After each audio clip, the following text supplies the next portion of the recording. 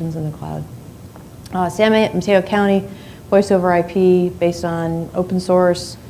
There's a library project called Plinkett, also uses clone software.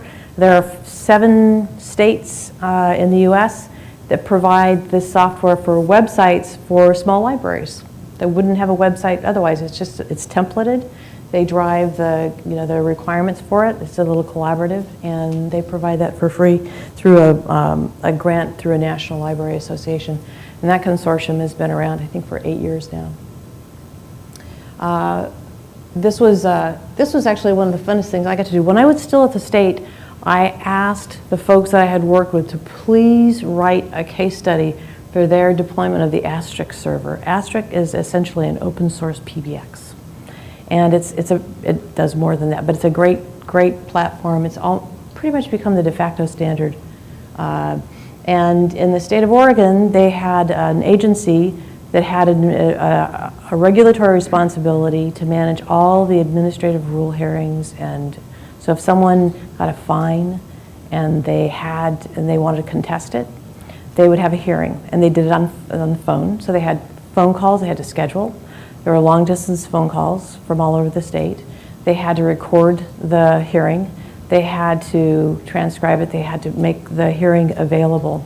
So they said, well, wouldn't it be cheaper if we could find a way to automate that, make it easier for people to schedule the meetings, and we could record it online? And that system was at the time, was about a $250,000 solution. And it was a small agency, and that was out of sight. So instead, the folks that worked in the Video, Voice, and Data Services for the Oregon Department of Administration we actually did a cost analysis. It was $10,000 for everyone's time, for the hardware, and of course the free software, to develop a platform that agency was able to use, and it eliminated their long distance phone call bills because it was using voice over IP. And so this is an agency that was able to conduct its business in a way that it wouldn't have been able to if there hadn't been an open source solution. What was really fun about it, for anyone who's really technical in the room, is that after I went from the state to the university, I talked to a friend and we got it slash-dotted. Anyone read Slashdot? This is very technical news. You really have to have something that's very hot to get on Slashdot. So I became a hero. I got thank you notes for pulling this off. But the real work was done by the guys that did the work in the first place. This is a global project I wanted to mention. It's another big area of use of open source, and it's with implications for government, which is open source being used for crisis management and disaster and crisis relief management. There was a project that started in Sri Lanka after the Indonesian tsunami called Sahana.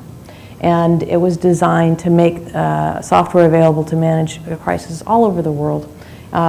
Sri Lanka is an interesting country. They have more open source developers per capita than any other country in the world. Something I learned from their CTO. I thought that was pretty fun. But this particular project is now being adopted locally. The LA County is evaluating it for their local needs. And the City of New York Office of Emergency Management is using this software now to do their pre-planning for evacuation routes and for how they would manage flooding. And this particular project is one of a number of open source projects in this space. There's another project called the Ushahidi project, which is a crowdsourcing project that started in the Congo during the elections to help monitor the polls for voting because there was violence. They found that same software helps save lives. When the Haitian disaster happened, an organization called Crisis Commons had just started, and they really got their feet wet fast. They did a lot of local events all over the world. They had people who were technical and non-technical helping to do relief. This is the Portland emergency manager, operations manager, in on a Saturday to help. These are some of the people from the local Portland open source community, Ruby developers, and someone who has no technology background who was just kind enough to help us organize the thing. We also had people here that spoke French. We had people who were working on a project called People Find that would go through hospital records to find people, locate, and connect them in a directory. This is a really interesting area, and open source has done an amazing job of accelerating the use of technology and also engaging people in a way they wouldn't normally. I was going to mention there are some interesting models in the way software is being developed for government. And at the federal level, I mean, there are very few people that actually write software themselves. Most of it is done by contract anyway, but that changes as you go down into the local level. There's a project called the Open Source Digital Voting Foundation. It is based in Silicon Valley, so it sort of has the thinking and mindset of people that are from the entrepreneurial community, from the startup mode, but also are all deeply committed to the idea of having voting systems that are open and fair. And their strategy is actually not to build voting systems, but to build a national specification, so any company that would like to build them has that spec to build to. And their approach, this is why I got sucked into being on another board, because I was so impressed with the way they were going about it, was that they're working with the state elections officials directly to have them define what they need, rather than trying to build something over here and then convince someone that politically they should be doing something different. So this is a great project, and we're going to see something come from that soon. DC has used that for some of their mail-in ballots. Another interesting model where you see a little bit of a different mix is the Trasano disease tracking project. This came from funds from the CDC. The state of Utah needed to create a way to track diseases, and they wanted to be able to, they knew they needed to make the investment, they wanted to be able to share the investment. They started looking around for a way to do it from the beginning as open source, but they also knew they didn't really have the capability and the interest in building out staff and infrastructure to do it themselves. So they teamed up with a private company called the Collaborative Software Initiative, who eventually created a nonprofit foundation called Trasano. But the work was really done by the private contractor. And an interesting way, if you're familiar with Agile programming, we have a book on Agile here. You have to give me a reason to give you one. They use the same method to work with the domain experts.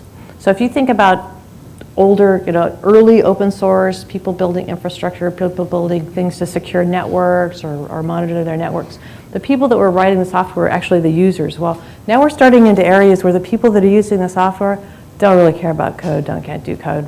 So the way you think about getting the developers and the way you're managing the project and the way you're working with people that are the expert users has really changed. And this is a great example where they figured out a way to use the same kind of agile development methods to work with the folks that were experts, like the folks in the medical community. Okay, so here's an update. This is what's happened in the last 2 years. 2009, civil service became hip. I have observed in the last few years a change in thinking about working for public service. When I went to work for government in 2000, I was asked by a number of friends why in the world I would do that, because I came from the private sector, I came from the startup community. And I just said, I just think they're solving interesting problems. I mean, why not? But I think in the last 2 years, we found that people especially young people, are coming back to the idea of working for government. They're starting to come back to the idea that there are real problems to be solved, and the government maybe is not just the getting in the way of things they want to do. And we saw that sea change occur, especially after the change in administration. Whether you love it or you hate it or you like the politics, the change that happened, I think in part because of the election process and with the way we saw a lot of social media and technology used by both parties in the election, it seemed to capture the hearts and minds of a lot of very technical people. And so when there was a change in administration in Washington, D.C., a lot of people who, some of them are hipsters and some of them are just smart technical people, became more engaged in the process for whatever it's worth. The Open Government Directive that happened that year started to open the door for open source. Every time something came out with the word open in it, of course, all the people in technology were scrubbing out, trying to find the word source in it. And it wasn't really intended to be open source, but there was also an underlying expectation that open source would become an enabling technology because of its ability to enable transparency and interoperability and be able to get data out of where it's sitting today. One of the things that happened that year is the Open Source for America organization was created. It's not a lobby organization, but it is a volunteer organization that tries to bring a voice to open source in the federal government. I mean, I experienced that when I went to DC in 2009. I was asked by legislative aides why open source didn't have a lobby. So we don't lobby. We're not trying to create a law for open source to be used. But we also found that there was a fair amount of disinformation or communication about open source. Open Source for America was created to do that. Last year, they created an open government report card. It's online. I'll share that link with you. And it kind of rates the federal agencies on how they're doing and how they're using open source technology. And then this year, we're starting to do a government case study project. And that'll be with the help of a lot of the participating members in the organization. I think this was the first round of founding members. Lots of industry, lots of open source community, lots of individual contributors. Everybody, yeah, it was a big group. We won't pick on anybody that didn't join.